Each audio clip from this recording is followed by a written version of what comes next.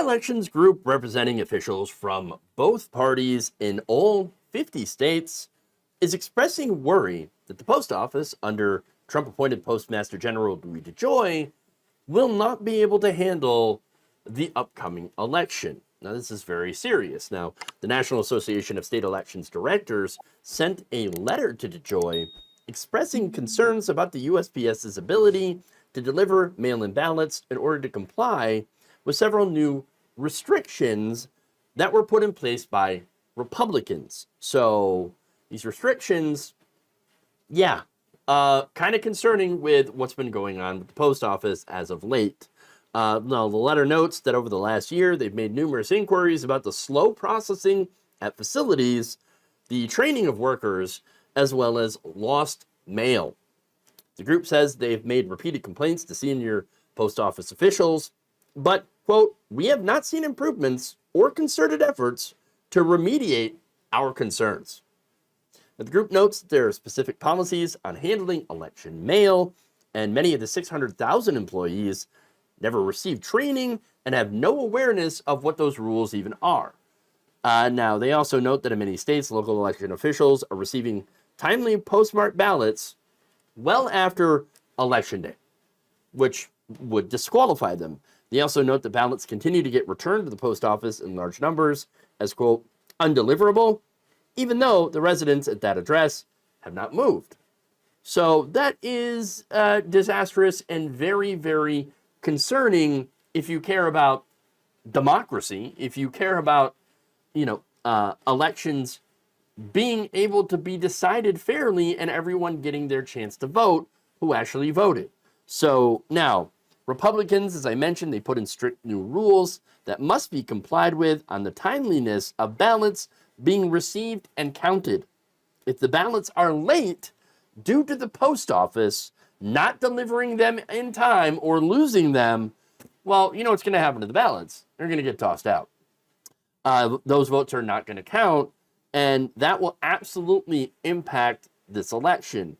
Now, it generally will impact the people who use mail-in ballots more often, which happens to be Democrats.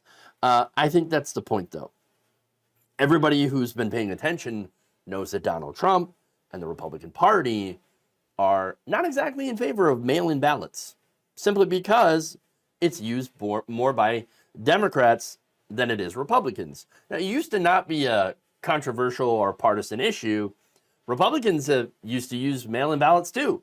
That was before Trump and other Republican officials came out and started lying about it. So now you have more Democrats that use mail-in balloting than Republicans. And why is that? Why do Republicans tend to vote more on Election Day anyway? Well, it's because they're older, likely retired, and live in more rural areas, which if you live in a rural area, chances are you're not going to face lines when it comes to vote. Look, I live in a small town, for example, right? I don't live in a big city. I never have to wait for the polls, okay? There's almost always never anyone there, okay? I have a friend, though, who used to live in Chicago. She said that one time she had to wait 4 hours to vote. So, in the last election. So if you're wondering why a lot of Democrats don't actually show up in person to vote on Election Day, it's because they have jobs and they have lives and don't always have 4 hours to spare to vote. That's why November 5th should be a national holiday. However, for that same reason, that's why it isn't a national holiday. Okay? It's all due to try to depress the vote, depress turnout, make it more difficult for the people you do not want voting to show up and vote. As Paul Weyrich, the godfather of the modern conservative movement, famously admitted, Republicans don't want more people to vote because when more people vote, Republicans tend to lose. Okay? Now, that said, in a statement, NBC News, Director of Election Mail and Government Services, said, oh, no, don't worry about it. Unwarranted, we'll be ready. Quote, we are ready to deliver. We were successful in 2020 in delivering a historic volume of mail-in ballots, also in 2022, and we'll do so again in November of 2024. Now, look, there are people that I don't trust, right? And that's a problem. I know the workers at the post office, they're going to do their best. right? Do their best. They're going to try to deliver the mail, do the best. They're going to do their job, right? I trust them. They're professionals. Who I do not trust is DeJoy, people that are making the rules. Look, just after DeJoy's tenure began, the post office initiated a work hour reduction plan to cut overtime and reduce late and extra trips for the trucks going between facilities. That ended up causing a massive mail slowdown. Another slowdown happened in November of 2020. Another in October of 2021. Because of these changes, you had massive slowdowns of first-class mail. 40%. 40% of first-class mail ended up slowing down. 30% of the 3-day mail actually turned into 4- and 5-day mail. Okay?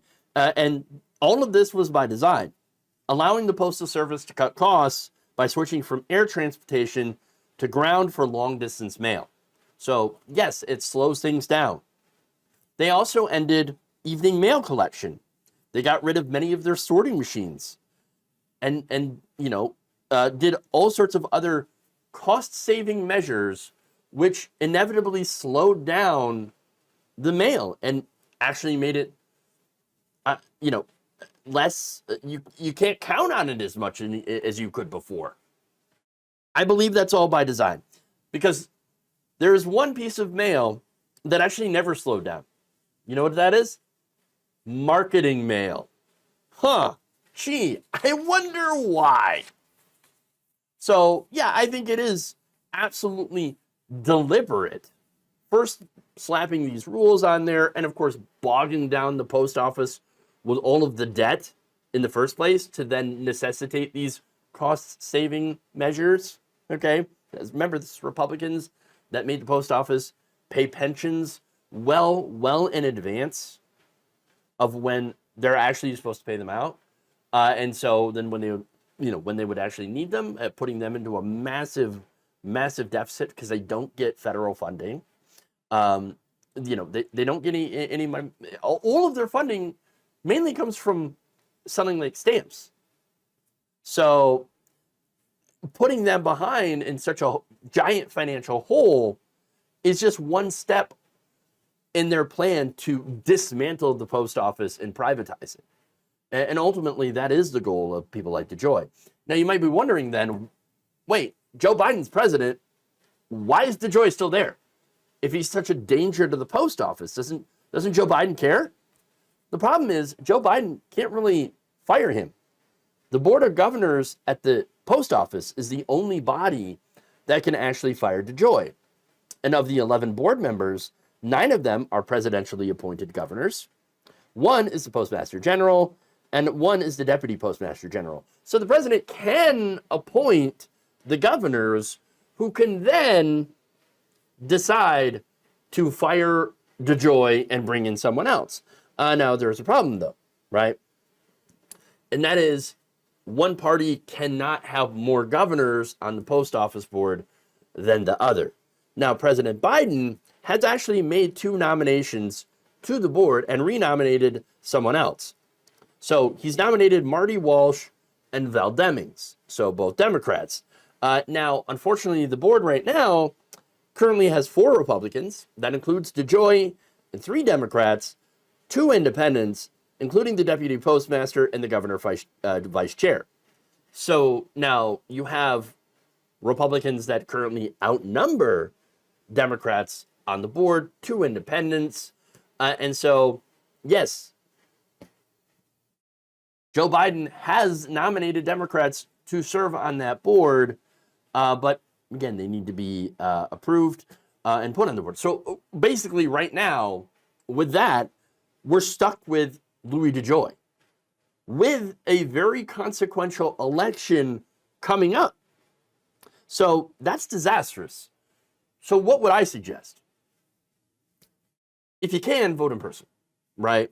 Now, I understand if you can't, because again, it's by design to make voting more difficult. But if you can't, then if your state allows it, vote early, right? And you can look up the rules of your state online to see if you can do that. vote411.org is a great resource. I'll link that in the description here to see the voting rules in your state, to see whether or not you can vote early or absentee, and then be able to drop it off, because that's what's important here. Because at this moment, I don't necessarily trust all the mail to get there. Okay, again, not because I don't trust the postal workers who are doing their best. They're going to do their best. No, I don't trust the people in charge. I don't trust Louis DeJoy and all the changes that he's made that have had massive slowdowns in the mail, and then of course Republicans trying to make it so that, oh, if your ballot's a little bit late through no fault of your own, it gets tossed out. So those are my concerns, right?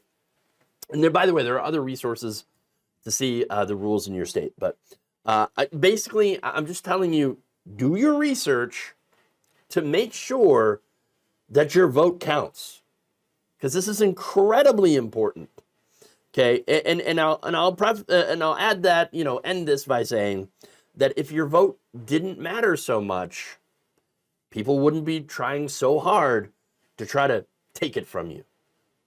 So again, vote early if you can, vote in person if you can. It really, really matters, so that, we can actually get rid of DeJoy, fix the post office, and not let Donald Trump have another 4 years. Thank you for watching. If you enjoyed this video, please like, share, subscribe, hit the bell icon in order to get notified whenever a new video is released. And if you want to support independent, progressive media through this difficult time where it seems like everybody is shutting down, you can become a member on our YouTube page, you can become a subscriber on Facebook, or you can go to my Patreon. It's patreon.com/Jeff Waldorf. Thank you.